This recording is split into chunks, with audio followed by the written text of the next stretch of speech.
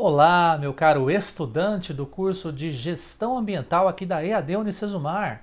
Seja muito bem-vindo. Nós estamos começando a nossa quarta e última aula da disciplina de Saúde Ocupacional e Segurança no Trabalho. Eu sou o professor Tiago Ribeiro da Costa, mais uma vez com um enorme prazer em estar aqui com vocês nesta que é a nossa última aula. E é um cumprimento de uma grande etapa para você que é do curso de Gestão Ambiental aqui da EAD Unicesumar. Um cumprimento de etapa no qual nós finalizamos a nossa disciplina tão importante no contexto da gestão ambiental, que é a disciplina de Saúde Ocupacional e Segurança do Trabalho. Por meio dessa disciplina, nós tivemos a oportunidade de conhecer um pouquinho mais sobre esse assunto, de entender a aplicação que esse assunto tem no dia a dia das mais diferentes empresas. Entendemos também a importância da temática no sentido de protegermos de fato a vida, a saúde e a integridade física dos nossos trabalhadores e também entendemos a inserção do gestor ambiental nesta temática. E vejam, nós percebemos que o gestor ambiental pode atuar e muito dentro desta área. Em especial quando nós falamos acerca das empresas que não possuem um SESMIT específico, que não contam com um engenheiro de segurança do trabalho, com um técnico de segurança do trabalho, e que são empresas que demandam da mesma forma ações protetivas com relação ao exercício do trabalho, para que os riscos possam ser adequadamente mitigados. É nesse campo que o gestor ambiental pode trabalhar. No entanto, nós devemos colocar aqui alguns pontos importantes. O gestor ambiental ele tem liberdade de tratar alguns assuntos. Estes assuntos nós comentamos com vocês na nossa última aula ao vivo, a aula número 3. E ele também precisa ter alguns trabalhos supervisionados por profissionais de nível superior. Não que o tecnólogo não seja de nível superior, ele é. Entretanto, ele não tem o grau de bacharel. Ele é um tecnólogo, é um curso mais curto, mais específico, mais voltado para o atendimento de um conjunto de demandas do mercado de trabalho. Diferentemente de um bacharel, que ele tem conceitos sobre uma grande gama de conhecimentos e de técnicas que são aplicadas a uma área maior do conhecimento. Por exemplo, o engenheiro civil lida com toda a parte de construções dentro das cidades, os engenheiros agrônomos lidam com toda a parte de engenharia e produção de alimentos no campo, no meio rural. Então são áreas muito mais abrangentes. Esses profissionais, pelo fato de terem mais anos de estudo, terem uma ementa maior no curso, ao final da graduação eles também têm atribuições mais específicas frente ao gestor ambiental. E algumas dessas atribuições elas são coincidentes com as do gestor ambiental. Por exemplo, quando se diz que o gestor ambiental ele pode fazer perícia, na verdade o gestor ambiental ele só pode fazer uma perícia desde que seja supervisionado por um profissional de nível de bacharelado. Nós não podemos ter um tecnólogo fazendo perícias, até porque, no que condiz ao CONFIA, a Resolução 313 de 86, ela impede esse exercício.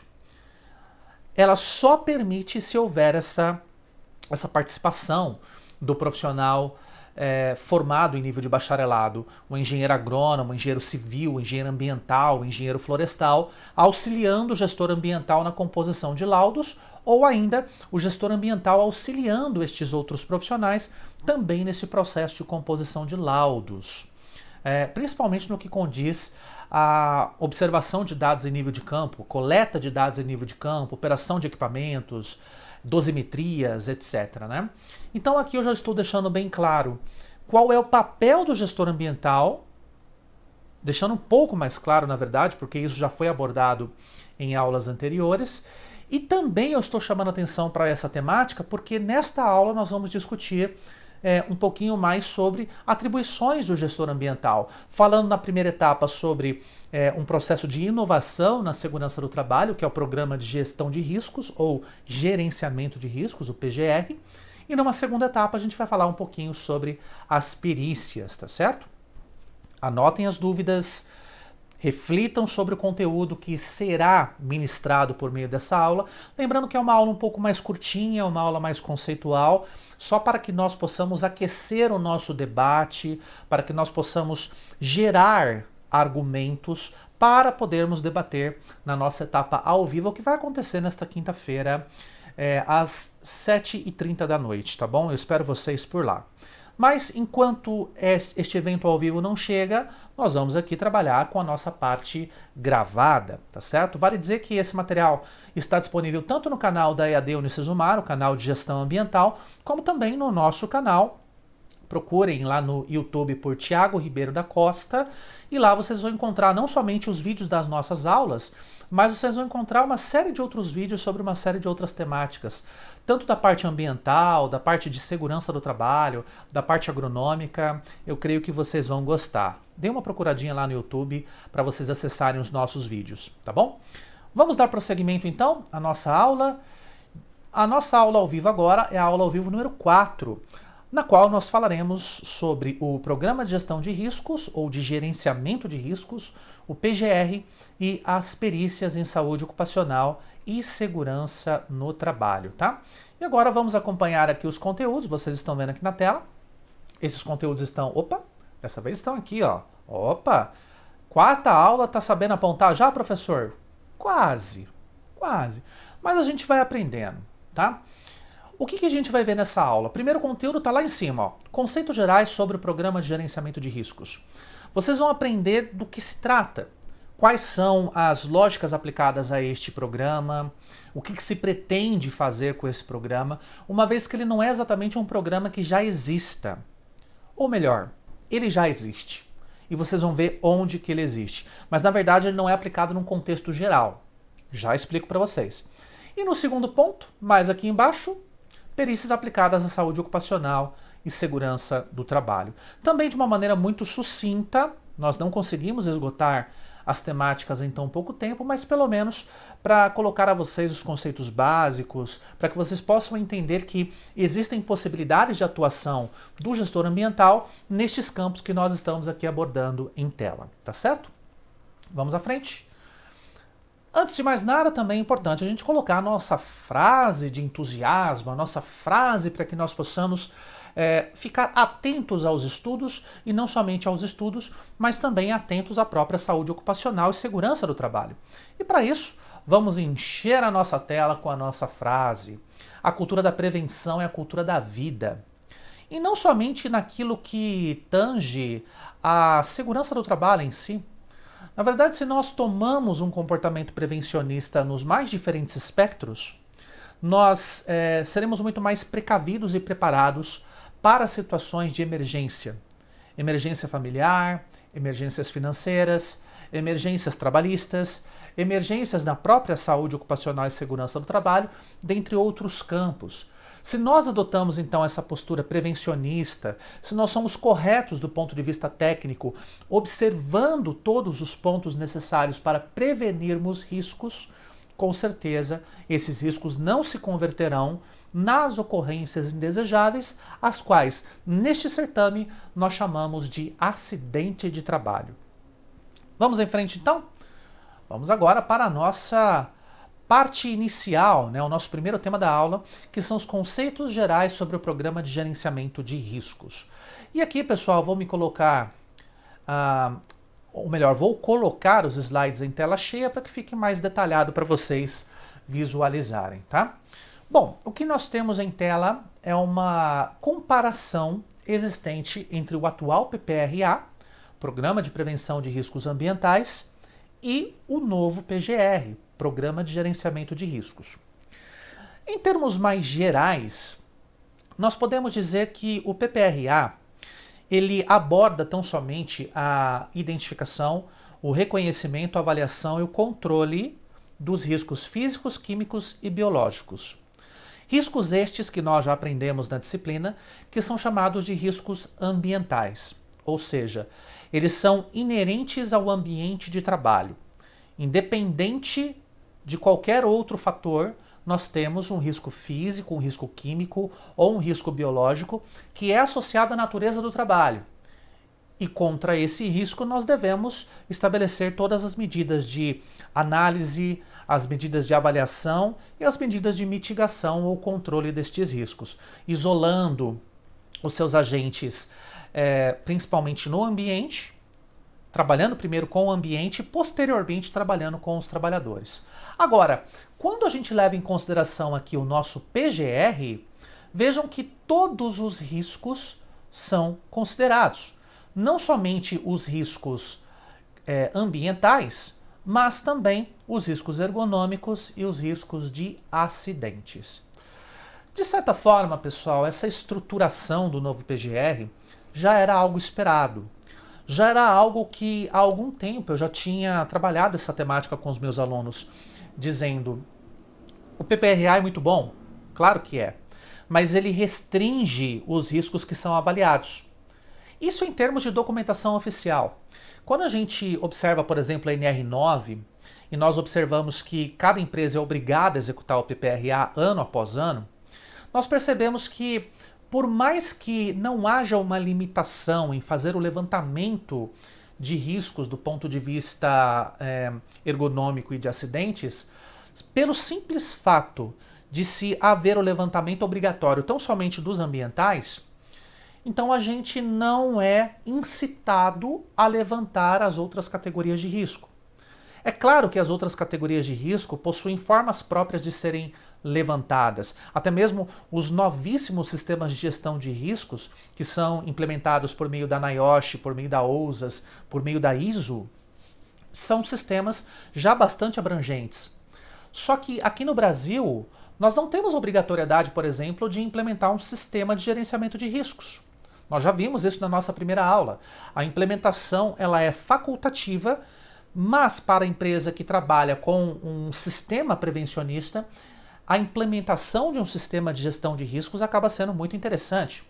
Do ponto de vista de realmente implementarmos uma cultura proativa com relação à prevenção aos riscos e, ao mesmo tempo, nós temos também um aumento da representatividade da empresa no contexto ambiental, no contexto social, ela é mais reconhecida e os mercados acabam se abrindo para uma empresa que se preocupa tanto com os seus trabalhadores. Só que uma coisa é sistema de gestão de riscos, outra coisa é programa de gestão de riscos. E aqui no Brasil nós não temos nada que obrigue a implementação de um PGR, a não ser a norma regulamentadora número 22. Do que trata a norma regulamentadora 22 mesmo? Quem que se lembra? Se você não se lembra, corre lá no material da nossa disciplina, no PDF, que você vai encontrar a unidade 3 falando sobre as normas regulamentadoras. A norma regulamentadora número 22 é aquela que trata sobre os trabalhos em mineração. E nela nós temos um programa de gerenciamento de riscos da mineração. Claro que não com os moldes tão abrangentes quanto o que está se pensando em relação ao PGR, mas é interessante estabelecer para vocês que nós não estamos partindo do nada. Para se criar um novo PGR, muito da base do PPRA será utilizada e, ao mesmo tempo, a base do PGR ligado à NR22 também será utilizada. Então nós estamos partindo de algo pré-existente, modificando os dispositivos, aperfeiçoando os dispositivos para criar um programa de gerenciamento mais abrangente. Correto? Isso é importante de ser colocado para vocês. Então, podemos dizer que o novo PGR ele vai guardar uma diversidade de similaridades com relação ao que já existe, apresentando também outras questões mais novas, mais adequadas ao novo contexto de trabalho. Tá? Então, eu quero que vocês fiquem bastante atentos. O PGR ele será implementado tão logo nós tenhamos a análise e a formulação do texto final deste PGR. Ah, professor, mas por que texto final? Porque o PGR ainda não é norma. Mas antes de falarmos acerca disso, eu gostaria de expor para vocês alguns passos. O processo de composição do PGR deve abordar, primeiro, a identificação de riscos e perigos. Segundo, a avaliação dos riscos e dos perigos. No terceiro ponto, o controle de riscos por um plano de ação que seja específico para cada risco identificado. Admite-se também que cada setor da empresa também tem o seu plano de ação em específico, para que não fique tão somente um plano de ação para um risco A, outro plano de ação para um risco B. Admite-se então que um setor ele possa aglutinar os diversos planos de ação em um único plano de ação. Lembrando que um setor de uma empresa nada mais é do que uma subdivisão. É uma área específica da empresa onde nós temos a condução de processos específicos, processos fabris na maioria dos casos, né? Mas também alguns processos de gestão, se nós estivermos falando, por exemplo, de um escritório onde nós tenhamos contadores, onde nós tenhamos administradores, advogados, etc. Isso também é um setor de uma empresa, correto? Bom, além disso, nós temos a implementação e o acompanhamento dos planos de ação, o acompanhamento da saúde dos trabalhadores, então aqui fica muito mais evidente a ligação que este PGR terá com o PCMSO, e por fim, a investigação de acidentes e doenças relacionadas ao trabalho. É uma ligação muito mais clara também com a NR5, a CIPA, e também com a NR4, o SESMIT, que são órgãos especializados neste processo. Eles têm essa atribuição, essa incumbência de avaliar todas as estatísticas e arquivos que são inerentes a acidentes de trabalho que já ocorreram na empresa, justamente para tomarmos uma postura proativa para que aqueles acidentes não ocorram mais. Porém, com a implementação do PGR, nós faremos isso em caráter obrigatório, enquanto que sem a implementação do PGR, de certo modo, a ação de avaliação sobre acidentes, ela não tem esse caráter tão obrigatório, tão explícito. Há a execução dessa avaliação quando um acidente ocorre, claro que existe, mas agora ela passará a ser obrigatória dentro do contexto do PGR, tá certo? Bom, avançando um pouquinho o nosso debate no PGR, aqui eu não estou me atendo, pessoal, ao aprofundamento do processo de identificação de riscos, avaliação de riscos, controle de riscos, porque isso é algo que nós já falamos na nossa disciplina. As técnicas que nós utilizamos para identificar os riscos, as categorizações desses riscos, os agentes ou fatores de risco, tudo isso nós já falamos. E também, dentro do gerenciamento de riscos na forma de sistema, nós já falamos sobre planos de ação. Então aqui eu estou colocando mais por cima o que é o PGR e o que nós esperamos que ele se torne. Porque vejam o que se encontra na tela. Primeiro, o PGR não é real ainda, não é uma realidade. Ele é uma minuta de norma. Nós temos na atualidade o PPRA, que vale para fazermos a avaliação dos riscos ambientais, no entanto, o levantamento dos riscos ergonômicos e de acidentes é facultativo. Então nós precisamos de um texto para uma nova norma, que muito provavelmente revogará a NR9. Só que enquanto isso não acontece, o PGR ainda está num contexto de ser uma pré-norma. Estamos na fase de consulta pública, inclusive se vocês quiserem consultar o site do Ministério da Economia, nós temos lá toda a questão da formulação das novas normas, a Comissão Tripartite Permanente Paritária, que é a CTPP, e por lá vocês vão encontrar a minuta dessa norma, que é uma norma relativamente curta. Ela tem 7 capítulos, aproximadamente. Capítulos pequenos, cada capítulo tratando de uma especificidade. Ela está em fase de consultas públicas e formulação da nova minuta. Todos vocês sabem o processo de confecção de uma nova norma, né? Nós temos, primeiro, a elaboração do texto base, que é o que a gente chama de minuta inicial. Depois, essa minuta inicial ela passa pelo aval da CTPP. A CTPP lança esse texto para a consulta pública. Nesta consulta pública, as organizações sociais elas têm condições de promover mudanças, de solicitar mudanças, de sugerir mudanças, e depois essas sugestões todas são sistematizadas em um novo texto, que já seria a minuta final, e essa minuta final, para ser aprovada, ela demanda uma resolução específica por parte do ministro da Economia. E a partir daí, então, nós temos o surgimento de uma nova norma. Então, por enquanto, o PGR não é norma, mas está quase para se tornar uma norma, levando-se em consideração todas as discussões que foram trabalhadas ao longo dos últimos meses e até mesmo anos. O PGR e o PPRA guardam similaridades com relação aos riscos levantados e, provavelmente, com relação aos períodos de reelaboração. Para quem já acompanhou os debates que nós tivemos nessa disciplina, em específico nas aulas conceituais, por lá nós falamos para vocês que o PPRA ele tem a periodicidade de 1 ano, então ele precisa ser renovado ano após ano.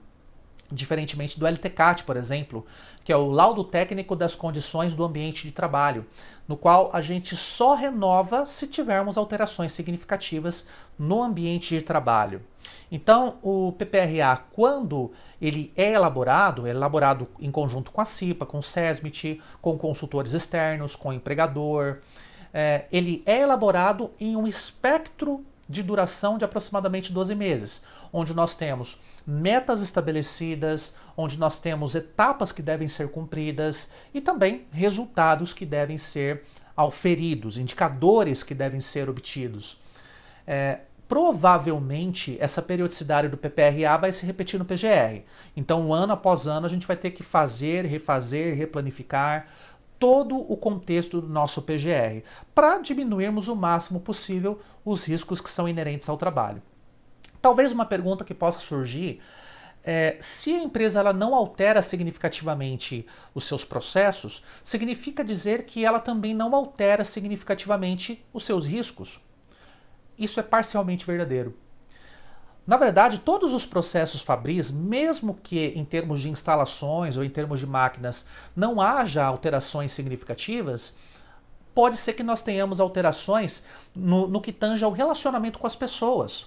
As pessoas se relacionando com as máquinas, com os equipamentos, com as instalações. Tudo é muito dinâmico.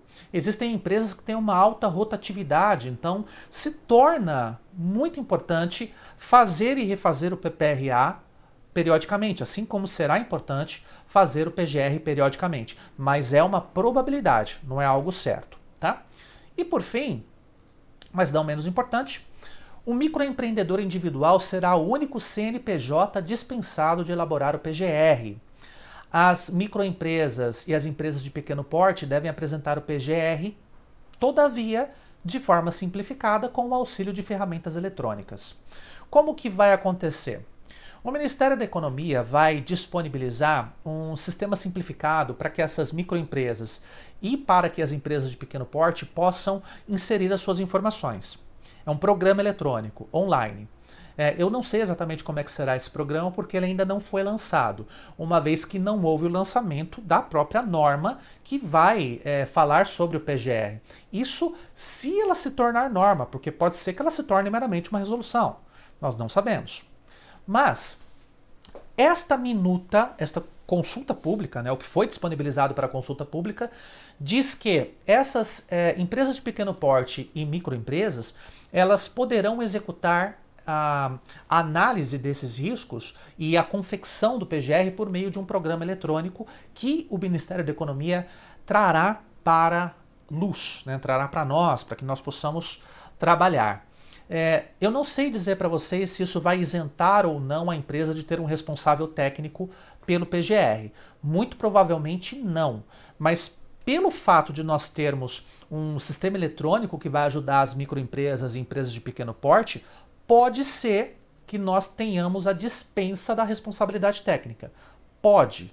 Eu sinceramente não sei. Se algum de vocês souber e tiver uma informação mais aprofundada e quiser compartilhar conosco, será um grande prazer poder receber as suas informações. Mas o que a gente sabe é que apenas o microempreendedor individual, sendo ele pessoa jurídica, ele não precisará fazer o PGR. Tá? Para ele é uma legislação simplificada. Até mesmo o próprio microempreendedor individual ele pode se capacitar na área de gestão de riscos e ele mesmo pode bloquear os seus próprios riscos. Tá bom?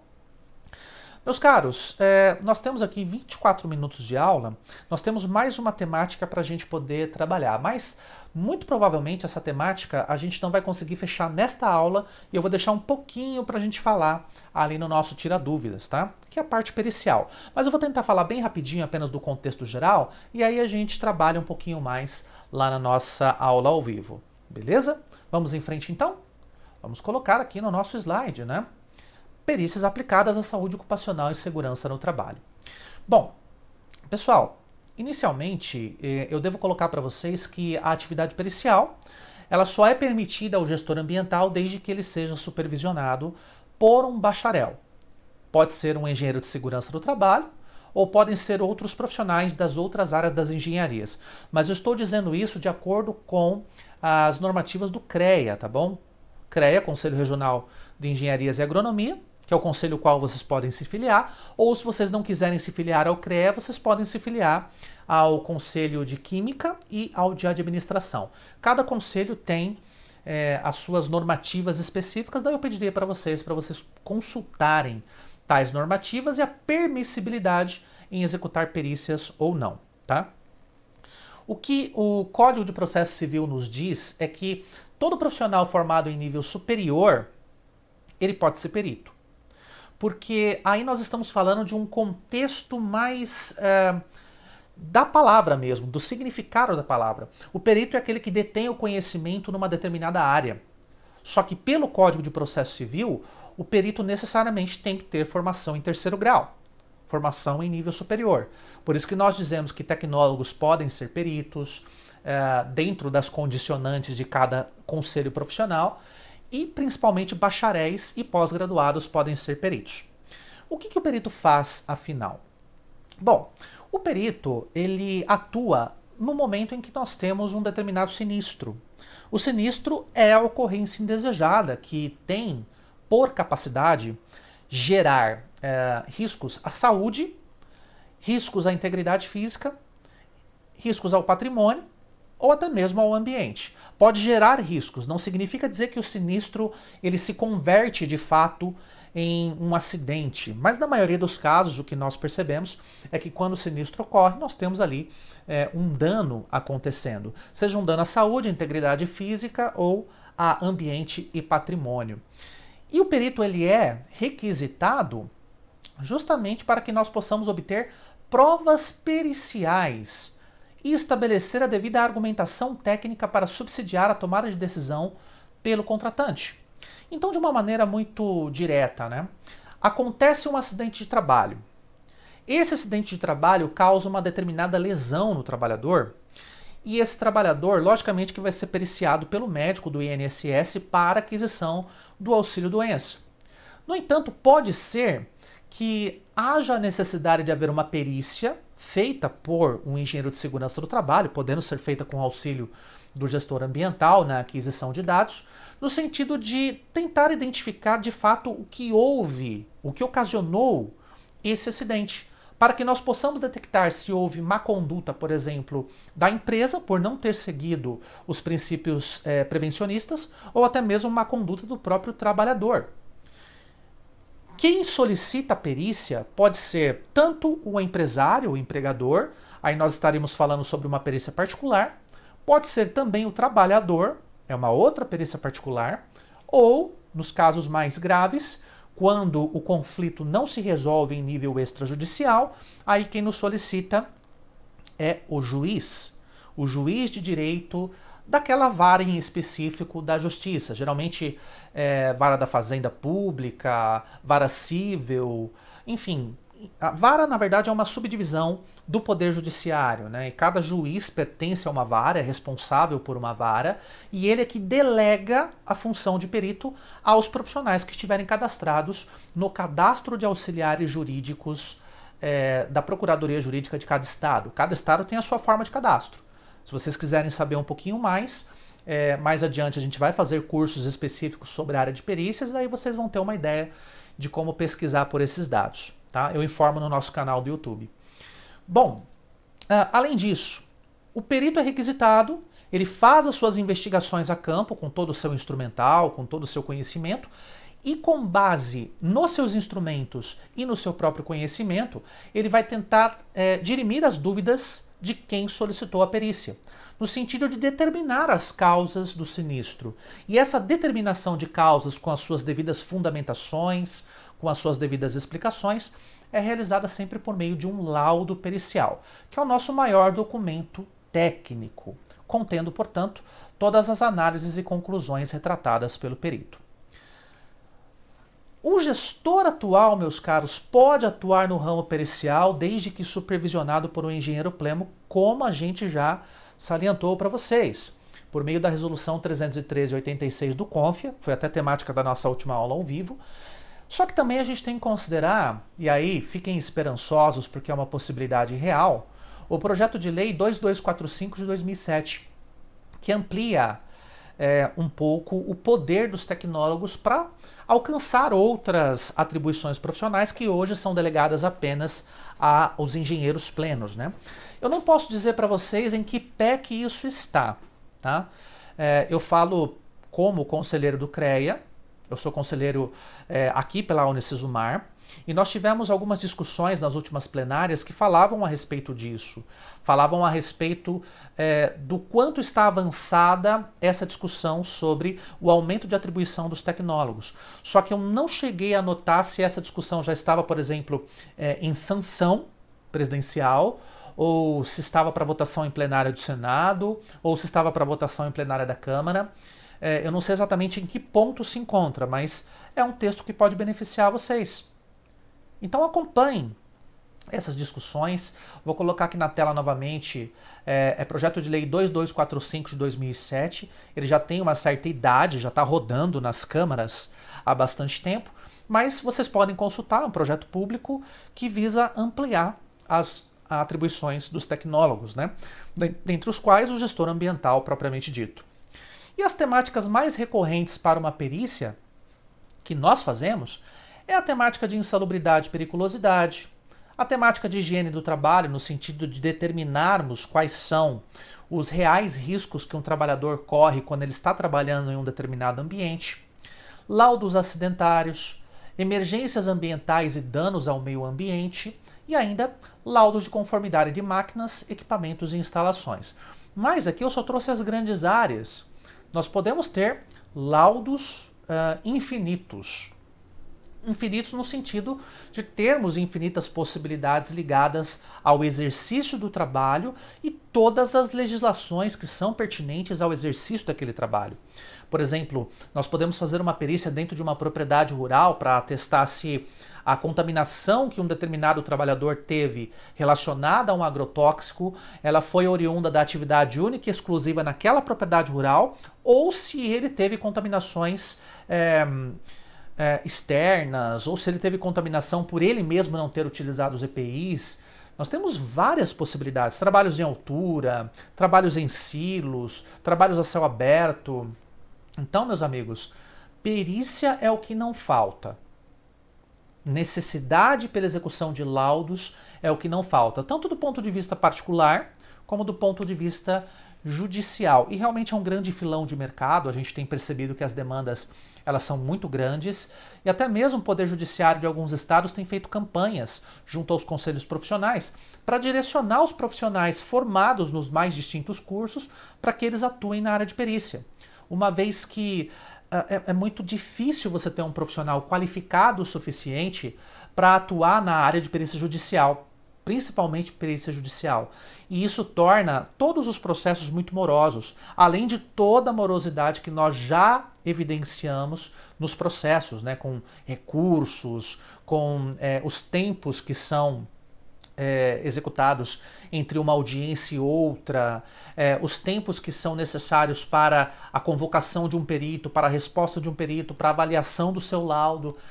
Então, é moroso por conta da natureza do processo em si, mas também é moroso pela falta de profissionais treinados e qualificados para atuar nessa área. Pense nisso com carinho, de repente pode ser a sua atribuição profissional a ser trabalhada na sua futura vida como gestor ambiental. Dentre tantas outras, afinal, nós temos tantas atribuições profissionais, não é mesmo? Muito bem, meus caros, e com isso nós vamos fechar a nossa discussão temporariamente, porque nós teremos a oportunidade de discutir essa temática, assim como a temática do PGR, no nosso encontro ao vivo.